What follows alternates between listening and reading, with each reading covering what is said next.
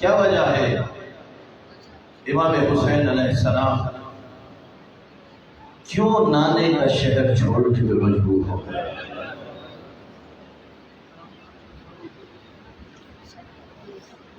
اللہ آپ کی بارگاہ میں قبول فرمائے۔ پہلے اتنا پوچھو، امام حسین کو عشق کتنا تھا رسول خدا سے، اور رسول خدا کو امام حسین سے کتنا عشق تھا؟ کبھی اس بات پہ غور کیے تھے؟ یہاں ایک جملہ کرتا ہوں میرے مسلمان بھائیوں، ایک مثال کرتا ہوں۔ ایک بڑی تعداد ہے جو مکہ اور مدینہ جا چکے ہیں،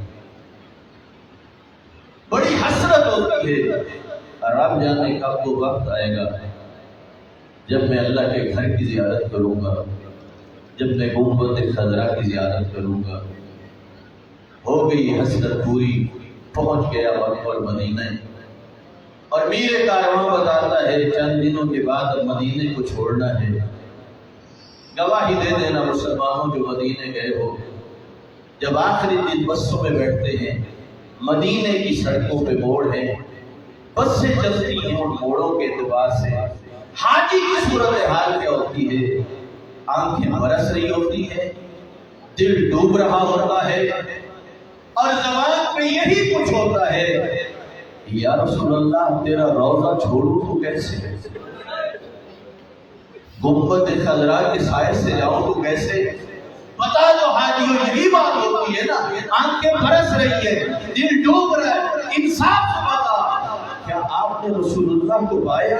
کیا رسول اللہ کی محبت کو پایا؟ اور آپ کی حالت یہ ہے کہ آنکھیں برس رہی ہیں، دل ڈوب رہا ہے، اور کہہ رہے ہو کیسے مدینہ چھوڑوں؟ انصاف سے بتا، جو گود میں پلتا رہا تھا اس نے آسانی سے مدینہ چھوڑا؟ اجرکم اللہ، کیا نانے کا شہر چھوڑنا آسان تھا؟ نہیں میرے مسلمان بھائیوں، نانے کا شہر چھوڑنا آسان نہیں تھا، شاید نہیں سمجھا سکا۔ ایک ہجرت نانے کو کرنی پڑ گئی، وہ بھی دین خدا کے لیے۔ دوسری ہجرت نواسے کو کرنی پڑ گئی، وہ بھی دین خدا کے لیے۔ کچھ شباہتیں ہیں، جب نانے نے چھوڑا مکہ، پلٹ پلٹ کے دیکھتے تھے، جب مظلوم کربلا چھوڑ رہے تھے تو مدینے کو پلٹ پلٹ کے دیکھتے تھے۔ لیکن ایک فرق ہے، جب نانا چھوڑ رہا تھا اور پلٹ کے دیکھتے تھے تو قدرت کی طرف سے آواز آئی، میرا نبی گھبرا نہیں، ایک وقت آئے گا تجھے واپس لوٹاؤں گا۔ لیکن جب حسین مدینے کو چھوڑنا چاہتے ہیں، جسے نانا بتا چکا ہے رضی اللہ عنہ کربلا میں مارا جائے گا، اور جسے ماں بتا چکی ہے، اور جسے بابا بتا چکا ہے، اتنا بتا، اور نانی کا شہر چھوڑے تو کیا کہہ کے چھوڑے؟ آؤ ذرا اور چند جملے سن لیجئے، آؤ پرسہ دے لیجئے، کس کے گھر میں بیٹھے ہو؟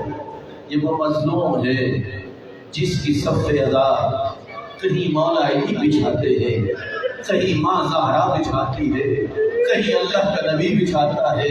جنگ صفین کے لیے جا رہے تھے، کربلا کی زمین سے گزر ہوا، علی مولا زاروں قطار رو رہے تھے۔ ابن عباس نے پوچھ لیا، کہا مولا رونے کی وجہ کیا ہے؟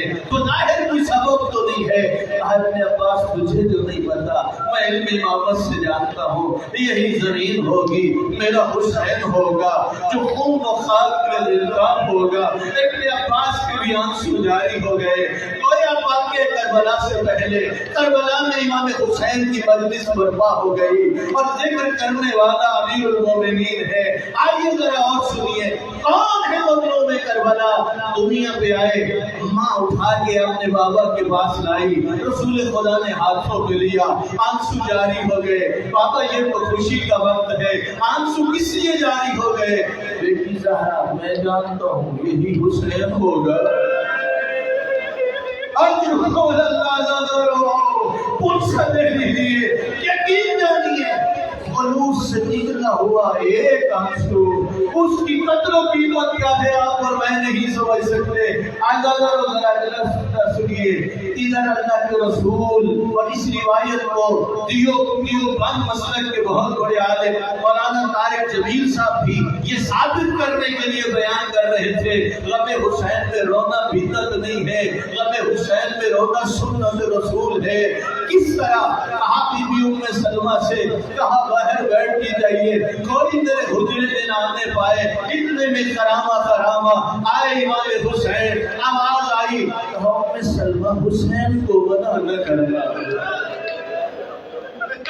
خدا رحم کرے ان آوازوں پر جو امام حسین کے غم میں بلند ہو رہی ہے۔ جملہ سننا میں کیسے وضاحت کروں؟ جب یہ کہا نا امام حسین اندر آ گئے، اس کا مطلب روکا کسی اور کے لیے تھا، امام حسین کے لیے نہیں۔ اس رسول خدا کے رونے کی آواز بلند، جب آواز بلند ہوئی نا، اس وقت بی بی ام سلمہ نے کہا یا رسول اللہ مجھے اجازت ہے میں اندر آ جاؤں۔ جب اجازت ملی تو آپ منظر کیا تھا عزادارو، نبی کے سینے پہ لیٹا ہوا ہے کربلا کا غریب، ایک مٹھی نبی کی بند ہے، سالوں قطار رو رہے تھے۔ آپ اور میں بھی جب غم حسین میں روتے ہیں، کبھی آنکھیں بھیگ جاتی ہیں، کبھی آنسو باہر آتے ہیں، کبھی رخساروں پر بہنے لگتے ہیں، کبھی ریش مبارک پہ آ جاتے ہیں، کبھی بیٹھتے بیٹھتے سینے پر بہنے لگ جاتے ہیں۔ میں تجھے کیا بتاؤں رسول اللہ کی کس قدر آنسو جاری ہو رہے تھے، کس قدر آواز بلند ہو رہی تھی۔ پوچھ لیا یا رسول اللہ رونے کی وجہ کیا ہے؟ کہا ابھی جبرائیل آئے اللہ کی طرف سے اور یہ مٹی مجھے دی ہے جو کربلا کی ہے۔ اتنا کہا اللہ کہہ رہے یہی حسین ہوگا کربلا کی بات۔ سلمہ اسے ایک شیشی میں سنبھال کے رکھ، جب یہ خون میں بدل جائے سمجھنا تیرا حسین واقع ہے۔ اور جملے سن لو، جب امام حسین سے بیعت کا مطالبہ ہوا، وہ 26 رجب کا دن گزر چکا تھا، 27 رجب کی رات تھی، امام دربار میں گئے، جب پلٹ کے آئے نا تو آئے اپنے نانا کی قبر پر، اور آ کے کیا کہا؟ جو پرانے عزادار بیٹھے ہو، مجھے بعض دفعہ یہاں احساس ہوتا ہے جیسے ایران میں مجلس ہو نا، عربی کا جملہ یہ ہو تو وہ سننے والے پہنچ جاتے ہیں، بعض دفعہ ترجمے کی ضرورت ہی نہیں رہتی۔ معلوم ہے امام حسین نے کیا کہا؟ کہا السلام علیکم یا رسول اللہ انا الحسین بن فاطمہ۔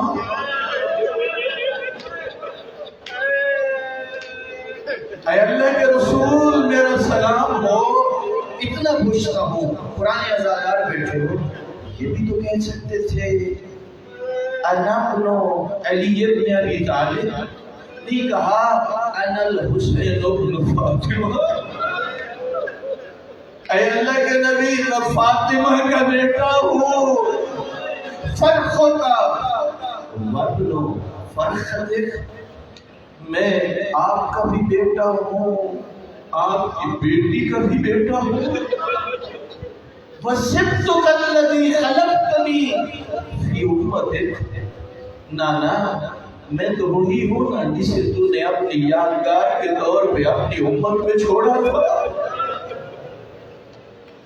فَاشْهَدْ عَلَيْهِمْ يَا نبی اللہ، اے اللہ کے نبی گواہ رہنا، فَقَدْ خَذَلُونِي وَزَيَّعُونِي، اللہ کے نبی گواہ رہنا انہوں نے میری حرمت کا خیال نہیں رکھا، انہوں نے میری منزلت کا خیال نہیں رکھا، انہوں نے میری قدر و منزلت کا خیال نہیں رکھا۔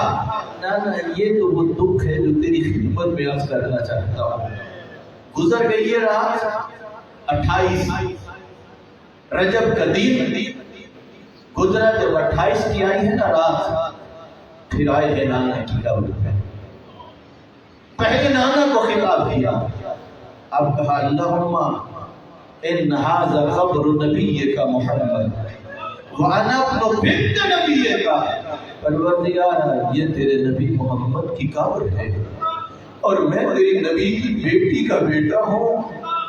وقد حضرنی من الامر ما قد علمت، मालिक तू जानता है मैं किस मुश्किल से दो चार हो चुका हूँ, यही तो मुश्किल थी, नाने का शहर कैसे छोड़ूं, बस मैं इतना करना चाहता हूँ, रहूं तो दीन कैसे बचाऊं। नाने का शहर छोड़ना पड़ता है। और फिर इमाम ने गुफ्तगू करते करते नाना की कब्र पे नींद आ गई। आलम रोया में देखा नाना आए, 7 फरिश्ते भी थे।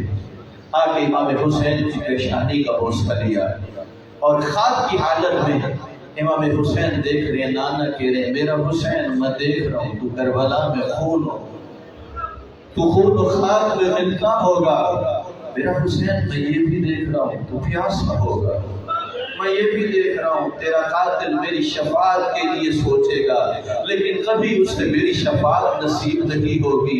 इमाम हुसैन रोते रोते जब आँख खुली ना तो इतना कहा नाना मुझे अपनी कब्र में जगह दे दो, लेकिन हुक्म था मेरा हुसैन तुझे मदीना छोड़ना है। आओ तुम नाज करता हूँ, हम जब पहली दफा हज पे गए एक आलिम बुजुर्गवार ने ये जुमला इरशाद फरमाया, उस वक्त इमाम हुसैन की सूरत हाल क्या थी, वो फरमाते हैं जिस तरह किसी परिंदे का घोंसला दरख्त से उतार के फेंक दिया जाए वो चीखता है, कभी उस दरख्त पे बैठता है कभी उस दरख्त पे बैठता है, कुछ ऐसा ही मंजर था। कभी माँ ज़हरा की कब्र पे जाते हैं, कभी भाई हसन की कब्र पे आते हैं, कभी अपने नाना की कब्र पे आते हैं। फिर कुछ रिवायत यूं समझाती है और जब बात की कब्र पे आए तो आगे इतना कहा अस्सलामु अलैका या उम्मा, ऐ मेरी माँ हुसैन का आखिरी सलाम हो। इतना कहना था, कब्र से आवाज आई अलैका सलाम या गरीब अलैम, गरीब बेटा माँ का भी सलाम हो, ओ माँ का मजलूम बेटा माँ का भी सलाम हो, ओ माँ का शहीद बेटा माँ का भी सलाम हो। जब मैं उम्र पढ़ रहा था मरकज आका खुमैनी पर शब कद्र में एक बहुत बड़े आलिम का खिताब था और फिर वो पूरे ईरान में नशर हो रहा था। वो रिवायत बयान कर रहे थे, कह रहे थे पाक बीबी ने कहा था या अली मेरी वसीयतों में से एक वसीयत ये है मेरा हुसैन छोटा है, रात उठ के पानी मांगता है, कहीं ऐसा ना हो आप सोए हुए हो मेरा हुसैन पानी मांग ले। क्या हुआ, बीबी की शहादत के बाद अली मौला को ये भी वसीयत थी या अली मेरी कब्र पे आया करना, कुरान की तिलावत किया करना।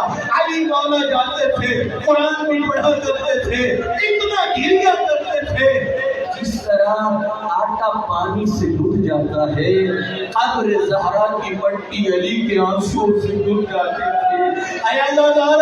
एक शख्स को कब्र से आवाज आई या अली घर लौट जाओ मेरा हुसैन प्यासा है। आज रुको आखिरी जुमले सुन लीजिए। ईमान आए, घर में सब सोए हुए थे, इमाम हुसैन बैठे हैं, इतना कह रहे थे अम्मा मैं प्यासा, अम्मा मैं प्यासा हूँ, अम्मा मैं प्यासा हूँ। अब मिल के अर्ज करते थे मौला हुसैन अभी मदीने में हो